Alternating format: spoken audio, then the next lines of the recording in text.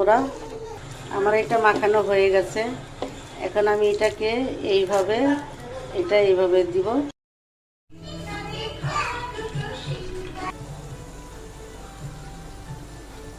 আমি এইভাবে দিয়েছি। এখন এটা আস্তে আস্তে আমি জালটা বাড়ায় দিয়েছি। এখন এইভাবে হতে থাকবে। এটা খেতে অনেক মজা। আমি আরেকবার বানিয়েছিলাম, তখন আমি ভিডিও করি নাই।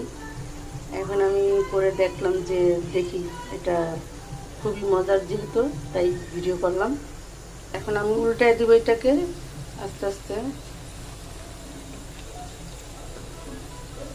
সবগুলো উল্টে দিয়েছি।